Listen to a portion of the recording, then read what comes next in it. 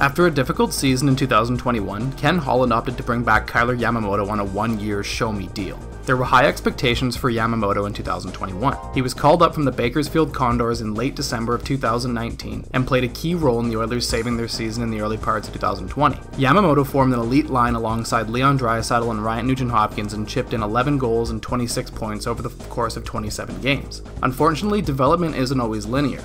Yamamoto took a step back in 2021, scoring just 8 goals and 21 points over the course of 52 games. Yamamoto's entry-level contract expired that summer, and he and the Oilers ultimately came to terms on a one-year contract worth $1.175 million in mid-September. The 2021-22 season appeared to be more of the same for Yamamoto. At the end of February, he had just 10 goals and 19 points through 52 games. But from March onward, Yamamoto found his groove and scored 10 goals and 22 points in Edmonton's final 29 games of the season. It seems that playing for Jay Woodcroft was a game changer for Yamamoto, as his production exploded after the team's coaching change. Yamamoto didn't fare well in Dave Tippett's system, but it seems he turned a corner playing for a coach who's willing to give more leash to young, offensively oriented players. So, what now? Yamamoto is again a restricted free agent, and he'll surely be looking for a raise after producing on his show-me deal. What can we expect from Yamamoto's next contract?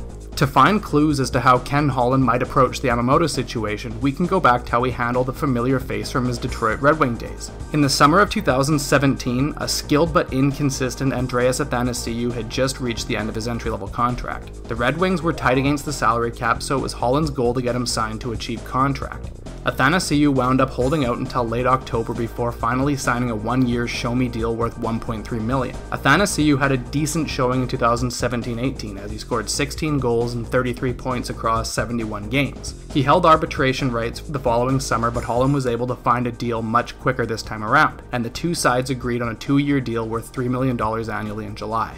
Given the fact Holland opted to go 2 years with Athanasiou in a similar context, we can safely assume the same will happen this summer with Yamamoto, especially considering Yamamoto's more of an accomplished player than Athanasiou was at the same time in his career. The big question is whether the Oilers can afford to keep both Yamamoto and Jesse Puljujarvi, another young forward who's a restricted free agent.